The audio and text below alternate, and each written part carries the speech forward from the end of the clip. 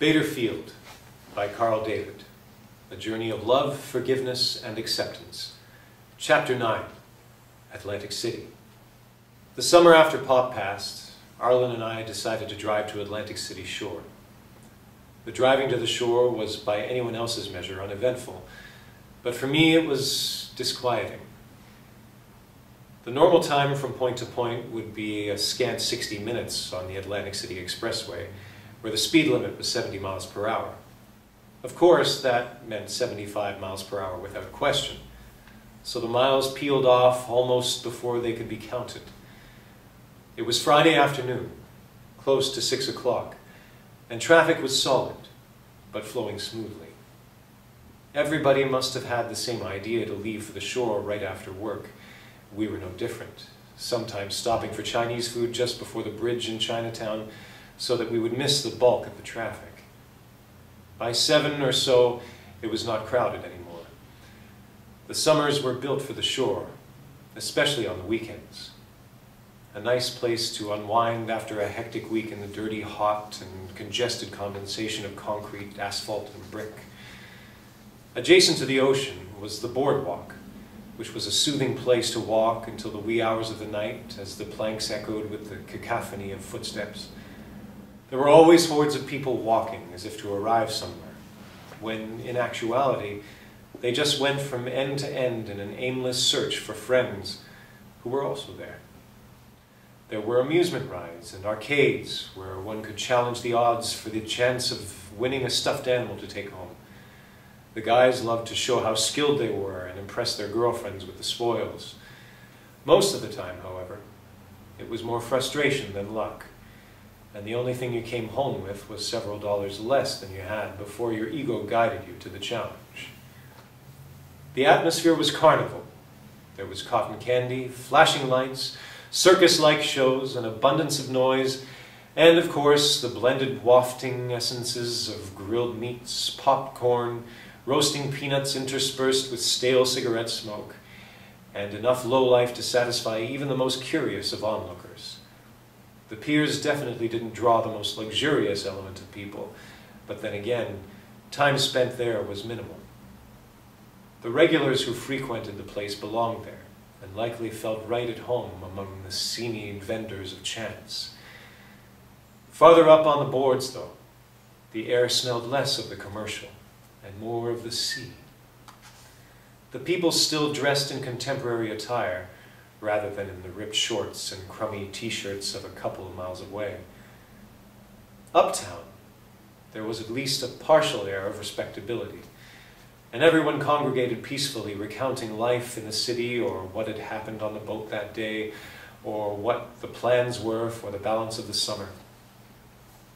The older folks sat in the wicker stroller cars in front of the Ritz, or the President, or the Ambassador, as they donned themselves in clothes which reeked of Miami Beach. The white jackets and complimentary colored slacks with open shirts and patent slip-on shoes were the uniform of age. The whiff of cheap cigar smoke was standard as you walked by their corner. There was the constant requisite clatter of reminiscences of the days and years of a dimming past. Their generation had lived many years and somehow never made the transition into a more welcoming future.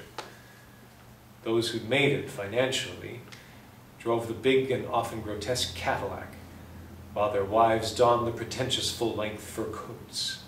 Others were satisfied with boldly patterned sport coats and hats left over from the styles of the 40s and 50s. It was a classic sight, a microcosm in time that would forever retain its place. Chelsea was the place for the in-crowd to hang out. You could find everything from the teeny bopper to the college set in that corner. Sometimes it was so crowded with such a virtual impasse that it took the police in their squad cars driving right up on the boardwalk to thin the crowd. It seemed like the police were regular activity in front of Hi-Hat Joe's, the fast food nook which had the pinball machines and greasy food all in one place.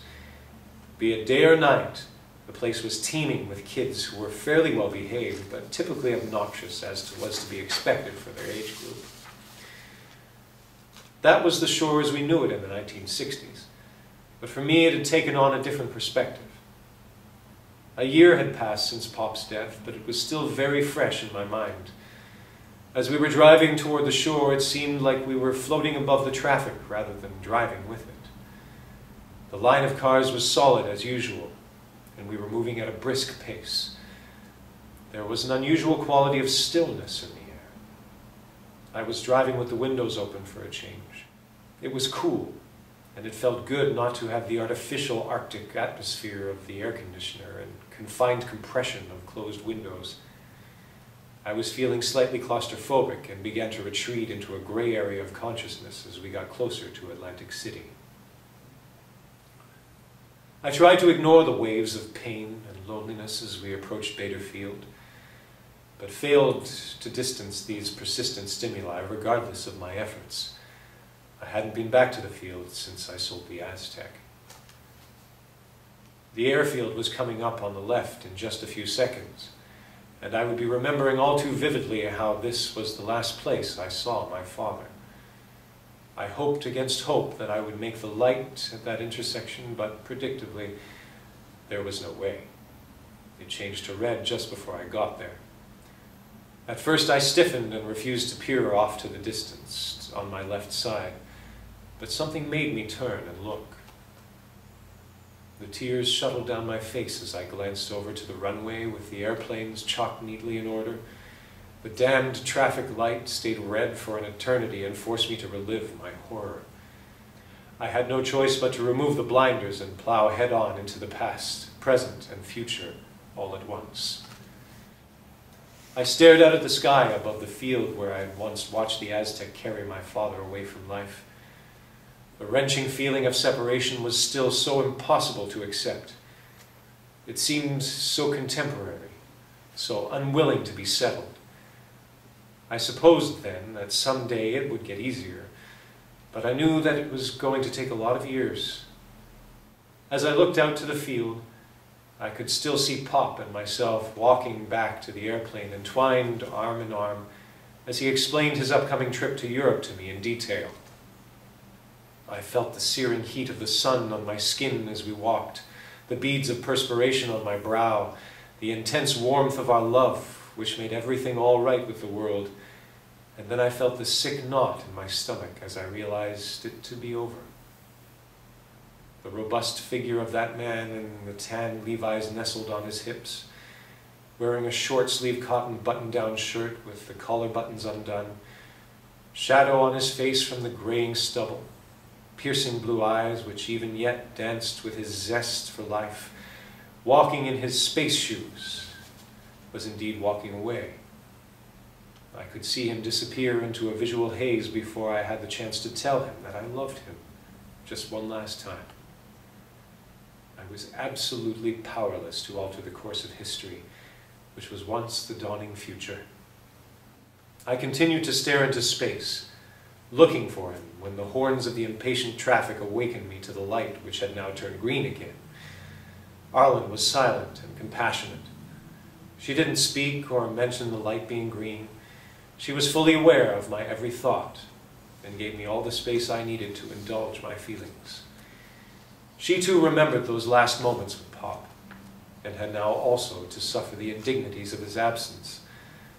The people in line behind us were eager to start their weekend, scurrying for parking spots where they wouldn't be towed away, standing in line in restaurants to consume the same old mediocre food, and then socializing while perspiring with the heavy salt air on the boardwalk. We drove on, slowly traversing the crowds in front of us at the circle which was the main entrance to Atlantic City. I felt sad and bewildered after confronting the final and dismal departure grounds of that airport.